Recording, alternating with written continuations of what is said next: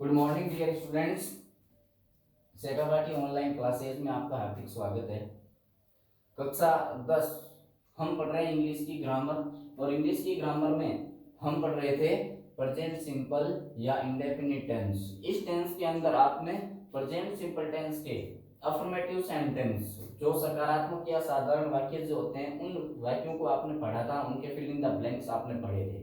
और आज हम पढ़ने जा रहे हैं नेगेटिव, इंट्रोगेटिव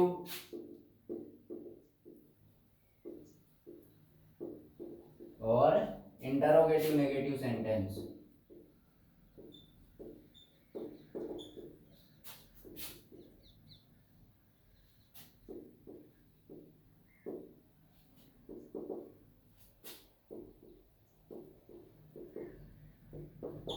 अब देखो, अपन इन तीनों को एक साथ क्यों पढ़ रहे हैं? नेगेटिव चाहे नकारात्मक वाक्य हो, इंटरोगेटिव चाहे प्रश्नवाचक वाक्य हो, या इंटरोगेटिव नेगेटिव चाहे प्रश्नवाचक नकारात्मक वाक्य हो, वो इसलिए क्योंकि प्रेजेंट सिंपल टेंस के जो अफर्मेटिव सेंटेंसेस जो होते हैं उनके अंदर हेल्पिंग वर्ब का प्रयोग होता नहीं है, लेकिन इन सब के अंदर हेल्पिंग वर्ब का प्रयोग होता है। यदि कहीं सेंटेंस स्ट्रक्चर के अंदर या पैटर्न में आपको दिक्कत आ रही है तो मैं अलग से पैटर्न आपको लिखवा दूंगा, वो कोई दिक्कत नहीं है। लेकिन इन सब के अंदर जब एक साथ हेल्पिंग वर्ब का प्रयोग किया जा सकता है तो अपन इनको एक साथ ही करेंगे।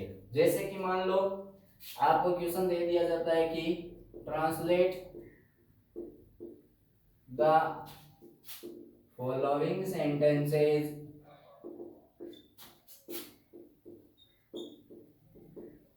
Into English. आपको क्वेश्चन ये दे दिया जाता है कि translate the following sentences into English, कि निम्नलिखित वाक्यों को अंग्रेजी में बदलिए। तो आपको क्या करना है, हिंदी के वाक्य दे रखे होंगे और उनको किस में बदलना है? अंग्रेजी में बदलना है। जैसे कि आपको वाक्य दे दिया जाता है कि अध्यापक कक्षा में अंग्रेजी नहीं पढ़ाता है। जैसे कि आपको दे दिया जाता है कि मैं छत पर पतंग नहीं उड़ाता हूं। जैसे कि मान लो आपको ये दो सेंटेंस दिए गए हैं और ये दोनों ही सेंटेंस क्या है? नेगेटिव है। और इसके अतिरिक्त यहाँ पर मान लो एक और सेंटेंस आपको दे दिया जाता है, जैसे कि खिलाड़ी मैदान में क्रिकेट नहीं खेलते हैं। तो ये तीन सेंटेंस आपको दे दिए जाते हैं और तीनों किसके हैं? नेगेटिव के। तो नेगेटिव सेंटेंस बनाने के लिए आपने क्या जरूरत पड़ती है? सबसे पहले सेंटेंस पैटर्न की जरूरत पड़ती है। तो सेंटेंस पैटर्न क्या होता है? प्रेजेंट सिंपल टेंस के जो नेगेटिव सेंटेंस जो होते हैं इनके अंदर सेंटेंस पैटर्न ये होता है। क्या होता है? सबसे पहले क्या आता है? सब्जेक्ट आता है या नाउन आता है। क्या आता है? सब्जेक्ट या नाउन, यानी कि आपका कर्ता सबसे पहले आता है। उसके बाद हेल्पिंग वर्ब। यदि आपका सब्जेक्ट या नाउन आपका कर्ता एक वचन है तो हेल्पिंग वर्ब क्या लगा दोगे? डज। और यदि कर्ता बहुवचन है तो हेल्पिंग वर्ब क्या लगा दोगे? डू। और 3 नंबर पे हमेशा क्या आता है? नोट आता है। क्या आता है? नोट आता है। फिर मेन वर्ब। और प्रेजेंट सिंपल या प्रेजेंट इंडेफिनिट टेंस के अंदर जो मेन वर्ब होती है वो वर्ब की कौन सी फॉर्म में लगती है?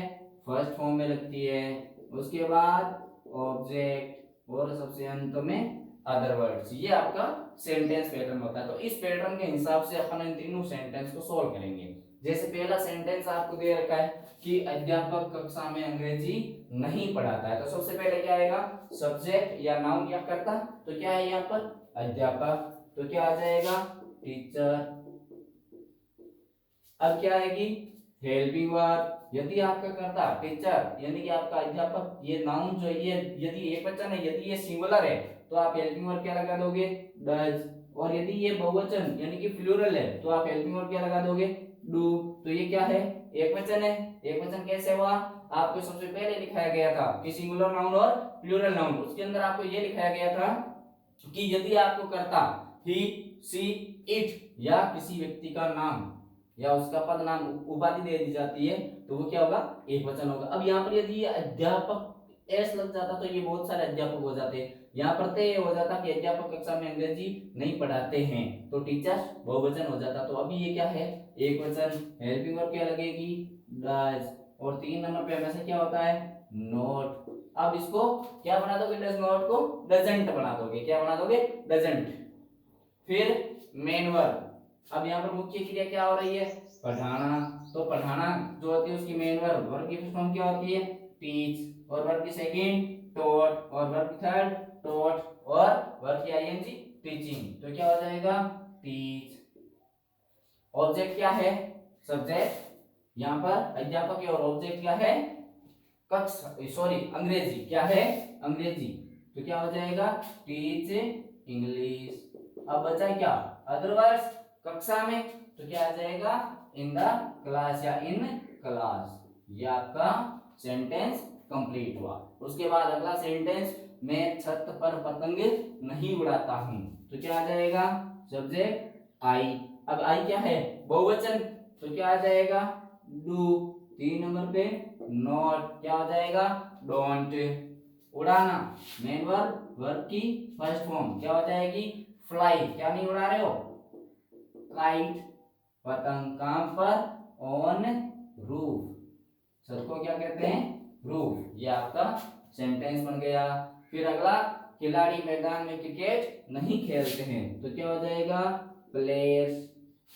अब ये देखो बहुवचन है तो हेल्पिंग वर्ब क्या लग जाएगी, डू नॉट। प्ले, ऑब्जेक्ट क्या है, क्रिकेट। Cricket in ground. तो ये आपके नेगेटिव सेंटेंस हो गए। और अब यदि अपन बात करते हैं इंट्रोगेटिव सेंटेंस की, तो जैसे कि मान लो इसी प्रकार से आपको एक दो सेंटेंस दे दिए जाते हैं इंट्रोगेटिव के। तो जैसे कि मान लो आपको दे दिया जाता है कि क्या विद्यार्थी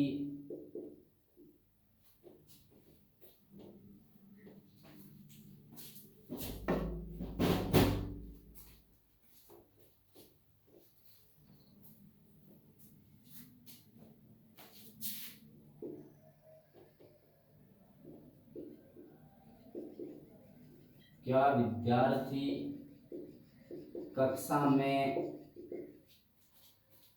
व्याकरण पढ़ते हैं, क्वेश्चन मार्क। अगला सेंटेंस जैसे कि मान लो आपको दे दिया जाता है कि रवि हमेशा बस से शहर क्यों जाता है। तो जैसे कि मान लो ये आपको दो इंट्रोगेटिव सेंटेंस दिए गए हैं। तो अब इंट्रोगेटिव सेंटेंस के लिए सेंटेंस पैटर्न क्या होता है, सबसे पहले क्या आता है, WH वर्ड। क्या आता है, WH वर्ड। फिर क्या आती है, हेल्पिंग वर्ब। यदि आपका करता है एक वचन है तो डज और बहुवचन है तो डू। फिर क्या आता है, सब्जेक्ट। फिर मेन वर्ब, वर्ब की फर्स्ट फॉर्म। फिर ऑब्जेक्ट और सबसे अंत में other words plus question mark. ये आपका सेंटेंस पैटर्न होता है। अब एक चीज का ध्यान रखना, ऐसा कोई सेंटेंस जिसके अंदर ये शब्द दिया गया हो, क्या इसको अपन WH वर्ड से भी बना सकते हैं और हेल्पिंग वर्ब से भी बना सकते हैं, दोनों से बना सकते हैं। इसका आप ध्यान रखना। तो जैसे पहला सेंटेंस है, क्या विद्यार्थी कक्षा में अंग्रेजी पढ़ते हैं। यदि आप इसको हेल्पिंग वर्ब से बना रहे हो तो आप इसको बना दोगे डू। द स्टूडेंट्स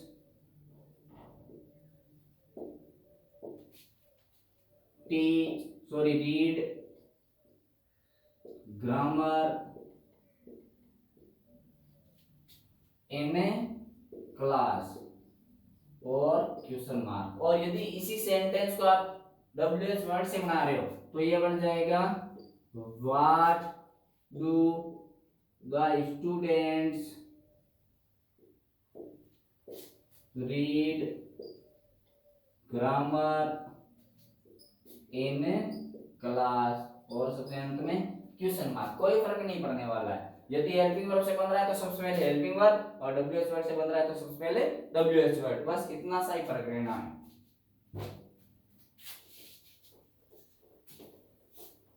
अगला सेंटेंस जैसे कि आपको दिया गया कि रवि हमेशा बस से शहर क्यों जाता है, तो क्या हो जाएगा, सबसे पहले WH word Y, helping verb एक वचन के लिए डज, यहाँ पर सब्जेक्ट क्या है, रवि किसी व्यक्ति का नाम है तो इसका first word capital, main verb मुख्य क्रिया क्या हो रही है, जाना, तो वर्ब की first form go, to city, by bus, सबसे अंत में question mark, sorry add verb रह गई तो ऑलवेज, और फिर क्वेश्चन मार्क। तो ये हो गया आपके इंट्रोगेटिव सेंटेंस। आपको इन सभी चीजों को ध्यान से समझना है, पढ़ना है, लिखना है और याद भी करना है। तो इस बात का विशेष तौर से ध्यान रहे, नियमित रूप से क्लास लेते रहें, नियमित रूप से पढ़ते रहें और इनको नोट करते रहें। तो अब आप नोट करें इनको।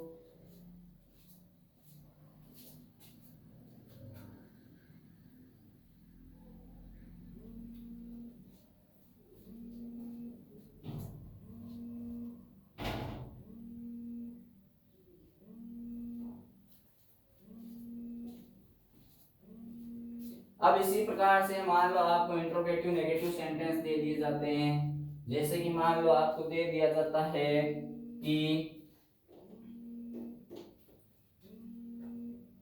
रवीना रोजाना विद्यालय क्यों नहीं जाती है।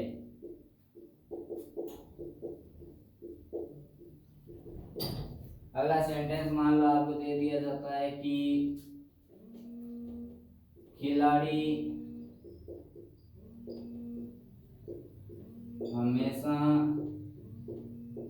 मैदान में क्रिकेट क्यों नहीं खेलते हैं।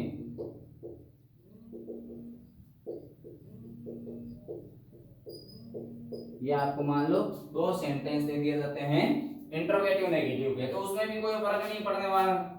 यदि आपका सेंटेंस डब्ल्यूएच वर्ड से शुरू हो रहा है तो सबसे पहले डब्ल्यूएच वर्ड और उसके बाद हेल्पिंग वर्ब, और नेगेटिव में हमें सेंस नोट लगाना है नहीं के लिए, तो सिंपल सी बात है। तो देखो जैसे कि पहला सेंटेंस रवीना रोजाना विद्यालय क्यों नहीं जाती है, तो हो जाएगा वाई डज। अब 3 नंबर पे नोट आता है तो हेल्पिंग वर्ब के साथ आ जाएगा, तो क्या हो जाएगा वाई डज नॉट, यानी कि why doesn't Raveena go to school daily, और सबसे अंत में क्वेश्चन मार्क। अगला सेंटेंस खिलाड़ी हमेशा मैदान में क्रिकेट क्यों नहीं खेलते हैं, तो हो जाएगा वाई। अब खिलाड़ी बहुवचन है तो do not players play cricket in ground always, और सबसे अंत में क्वेश्चन मार्क। तो ये देखो आपका प्रेजेंट सिंपल टेंस या प्रेजेंट इंडेफिनिट टेंस के चारों सेंटेंस अफर्मेटिव, नेगेटिव, इंट्रोगेटिव और इंट्रोगेटिव नेगेटिव कंप्लीट होते हैं। आप इनको नोट करें, उसके बाद अपन इस पूरे के पूरे टेंस की फिल इन द ब्लैंक्स भरेंगे, जो आपकी परीक्षा के अंदर 4 नंबर का सवाल आता है, और परीक्षा के हिसाब से वही सवाल आपका टेंस का इंपॉर्टेंट है। तो नोट करें इनको।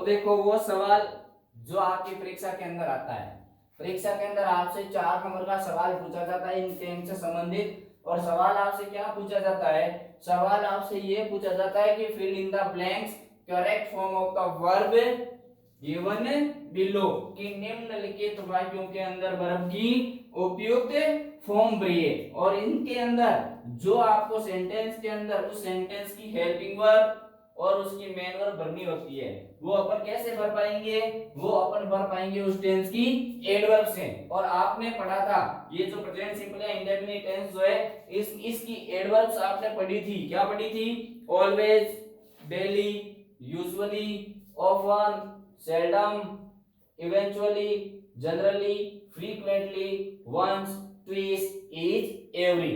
इन वर्ड्स में से यदि कोई सा भी वर्ड आ जाए तो निश्चित रूप से आपके सेंटेंस के अंदर कौन सा टेंस होगा, प्रेजेंट सिंपल या प्रेजेंट इंडेफिनिट टेंस होगा। तो देखो अपन शुरू करते हैं और पढ़ते हैं। मान लो क्वेश्चन आपसे दे दिया जाता है कि fill in the blanks correct form of the verb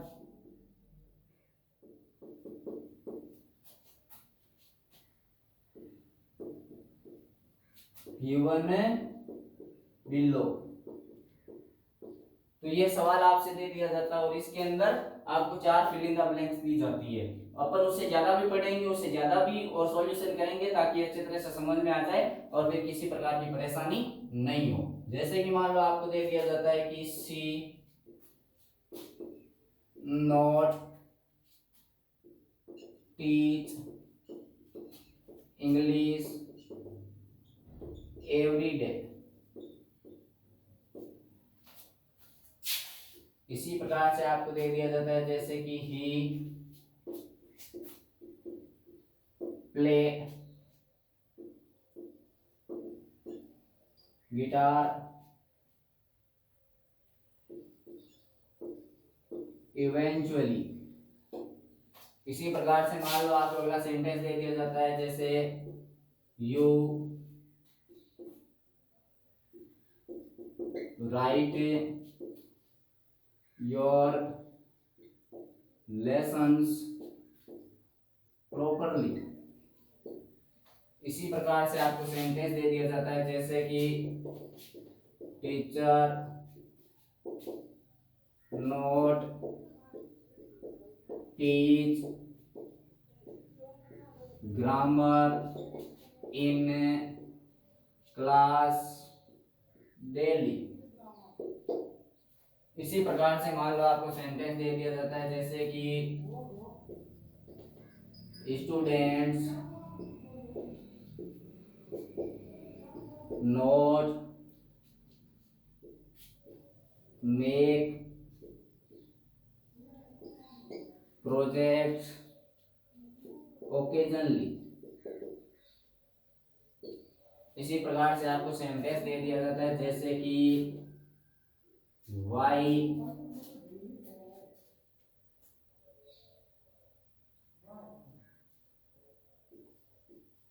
Ravi go to Mumbai generally. इसी प्रकार से आपको दे दिया जाता है जैसे कि व्हाट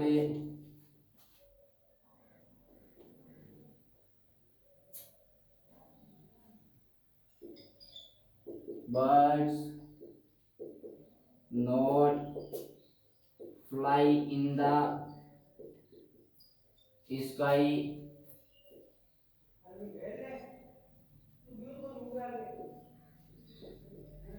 एवरी टाइम। तो ये आपको क्वेश्चन दिए गए और इनके अंदर आपको क्या भरनी है, फिल इन द ब्लैंक्स भरनी है। तो जैसे पहला सेंटेंस दिया गया, अब ये सारे के सारे सेंटेंस जो कौन से टेंस के हैं, प्रेजेंट सिंपल या प्रेजेंट इंडेफिनिट टेंस के। अब इनके अपने को पहचानना कैसे है, हमें ये कैसे पता चलेगा, कि ये सेंटेंस कौन कौन से टेंस के। तो देखो प्रत्येक टेंस के अंदर, जैसे पहले में एवरीडे आया हुआ है तो एवरी, दूसरे में इवेंचुअली, तीसरे में प्रॉपरली, चौथे में डेली, पांचवे में ओकेजनली, फिर जनरली। तो ये आपके सेंटेंस जो वो सारे के सारे किस टेंस के हैं, प्रेजेंट सिंपल या प्रेजेंट इंडेफिनिट टेंस के हैं। अब यदि किसी सेंटेंस के अंदर नॉट लगा हुआ है तो आपका नेगेटिव है, यदि किसी सेंटेंस के पीछे क्वेश्चन मार्क लगा हुआ है तो आपका इंट्रोगेटिव है, इंट्रोगेटिव नेगेटिव है, और यदि ये नहीं लगे हुए हैं तो आपका सेंटेंस अफर्मेटिव है। तो देखो पहला sentence, she not teach English everyday. तो अब यहाँ पर नॉट आया हुआ है और टीच वर्ब की फर्स्ट फॉर्म तो नेगेटिव है, तो क्या हो जाएगा, सी हेल्पिंग वर्ब डज, क्यों, ये एक वचन करता है। और 3 नंबर पे नॉट और मेन वर्ब की फर्स्ट फॉर्म क्या हो जाएगा, टीच। दूसरा सेंटेंस, ही प्ले गिटार इवेंचुअली। तो ये सेंटेंस कैसा है, अफर्मेटिव है। अब अफर्मेटिव सेंटेंस के लिए हेल्पिंग वर्ब का प्रयोग नहीं होता है, यदि करता है एक वचन हो तो मेन वर्ब की फर्स्ट फॉर्म के साथ एस, और यदि बहुवचन हो तो केवल वर्ब की फर्स्ट फॉर्म, यानी कि सिंगुलर नाउन के लिए वर्ब की फर्स्ट फॉर्म में एस या ईएस, और प्लूरल नाउन के लिए केवल वर्ब की फर्स्ट फॉर्म।